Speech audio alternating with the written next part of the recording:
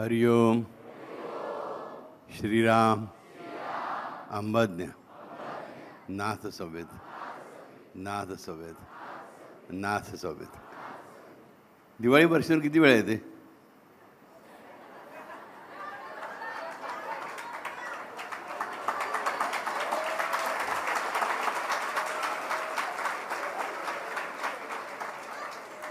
असं एखादं वर्ष असू शकते दिवाळी 2 वेळा येऊ शकते, राईट.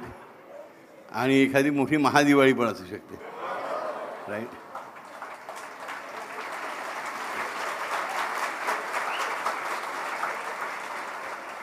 दिवाळीत आपण काय करतो? फटाके उडवतो. उडले? आपण नरकासुराचा वध करतो, होणार. आपण लक्ष्मीपूजन करतो, म्हणजे आपल्या भारत मातेचं करतो, बरोबर. आणि ॲट द सेम टाईम आणखी महत्त्वाची गोष्ट आपण दिवाळीमध्ये करतो, आपण उठणं लावून अंगाला आंघोळ करतो. म्हणजे काय, सगळी घाण चिकटलेली काढून टाकतो, बरं. दिवाळी, बरोबर. त्यामुळे विठोबाचे राज्यामा नित्या दीपवाळी, लक्षात ठेवा, बरोबर. सो मजेत राहा, आनंदात राहा आणि सावधही राहा आणि सरकारला आणि सैन्याला सहाय्य करा पूर्णपणे, ओके.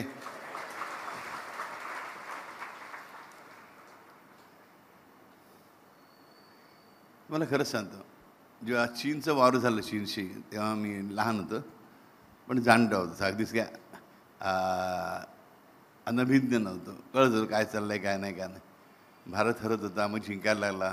त्या काळात अनेक ट्रकमधून मोठे हिरो हिरोईन्स वगैरे सगळे फिरले, पैसा गोळा करणं. भारताकडे पैसाही नव्हता.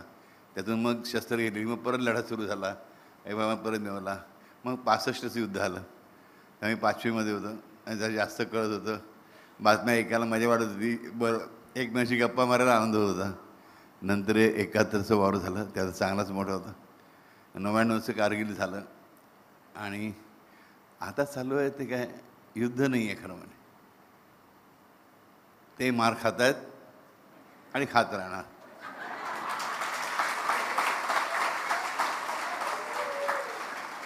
युद्ध कधी असतं ज्या दोन बाजू तुल्यबळ असतात तेव्हा, थोडं तरी प्रमाणात.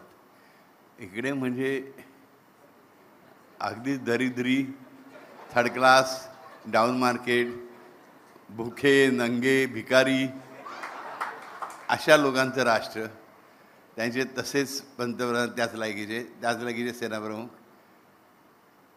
म्हणजे त्यांची लढाईची सुद्धा कीव वाटते मला, असं वाटतं. पण आवश्यक आहे की घाण आहे, आलं शेवणे युद्ध नाही. अर्थात ते कुठेतरी ओरबाडती थोडंसं इकडे तिकडे, इज नो प्रॉब्लेम. पण घाण काढताना असं होतंच ना. आपली साधी घराची साफसफाई करा, 2 वेळा आपला हात आपटतो, कुठे डोकं आपटतं आहे ना, that is okay, acceptable, right, no problems. But स्वच्छ करूनच राहायचं, राईट. मात्र आपला जप विसरायचा नाही, नक्की. हरिओम श्रीराम अंबज्ञ.